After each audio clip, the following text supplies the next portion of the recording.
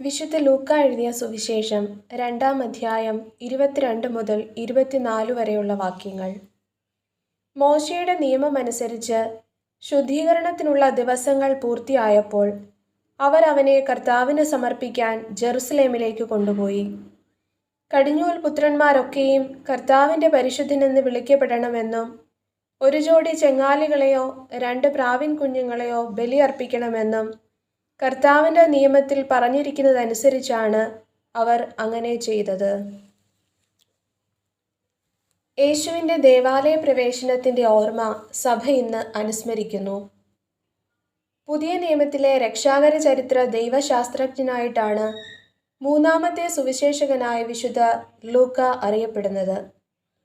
രക്ഷാകര ചരിത്രം എന്ന വിഷയത്തിനുള്ളിൽ സുവിശേഷകൻ യേശുവിൻ്റെ ശുശ്രൂഷയെ ഉൾക്കൊള്ളുകയും ഗലീലി മുതൽ ജെറുസലേം വരെ നീളുന്ന ഒരു പ്രയാണമാക്കി അതിനെ അവതരിപ്പിക്കുകയും ചെയ്യുന്നു.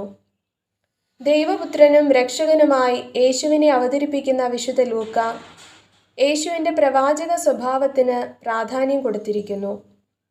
യഹൂദ ആചാരപ്രകാരമുള്ള ശുദ്ധീകരണത്തിനും ശിശുവിനെ സമർപ്പിക്കുന്നതിനുമായി മറിയവും ജോസഫും ജെറുസലേം ദേവാലയത്തിലെത്തി.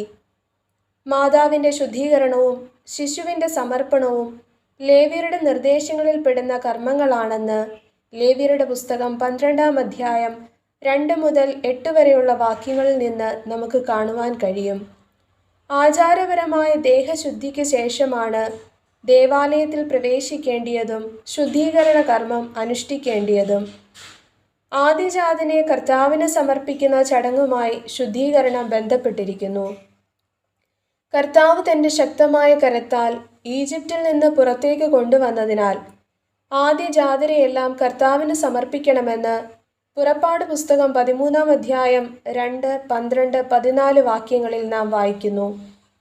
സാമുവേലിനെ ഷീലോയിലെ കർത്താവിൻ്റെ ആലയത്തിൽ കാഴ്ചവെച്ച സംഭവവുമായി യേശുവിൻ്റെ ദേവാലയ സമർപ്പണത്തിന് സാമ്യം കാണുവാൻ കഴിയും.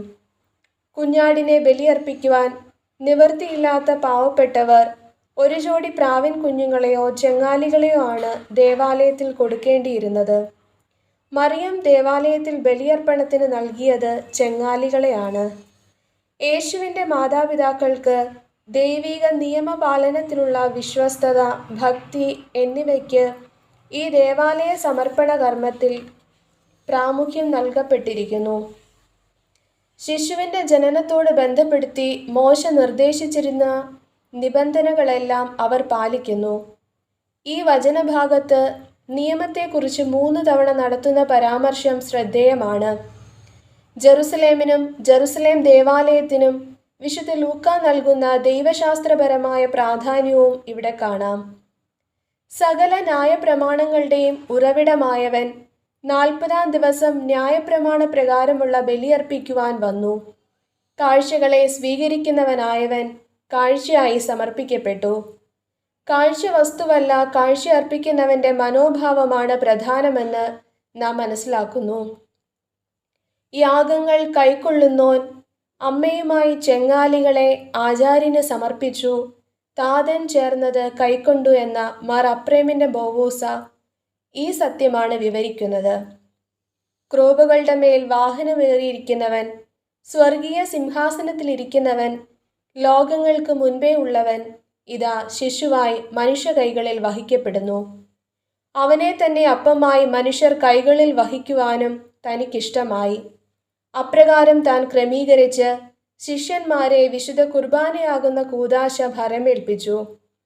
അത് ശിഷ്യന്മാരിൽ നിന്നും പിന്തുടർച്ചക്കാരായ വൈദികരിലൂടെ തുടരുന്നു. അവർ തന്നെ കൈകളിൽ വഹിക്കുന്നു.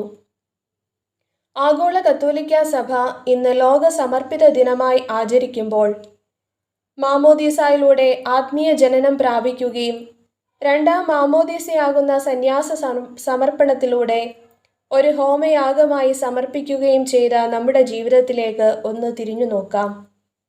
അനുദിനമുള്ള ജീവിതത്തിൽ സമർപ്പണ മനോഭാവത്തോടെയാണോ ദൈവ തിരുമുൻപിൽ ഞാൻ ആയിരിക്കുന്നത്?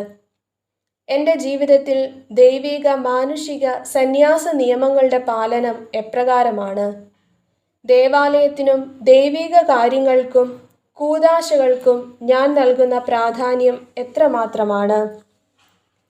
ഞങ്ങളുടെ മിശിഹാ തമ്പുരാനെ, നിന്റെ രഹസ്യങ്ങൾ വന്യവും ഭയങ്കരവുമാകിയാൽ ഞങ്ങളുടെ ആത്മാക്കളുടെ ആന്തരിക കൂടാരത്തിൽ ഞങ്ങൾ നിന്നെ സ്വീകരിക്കട്ടെ.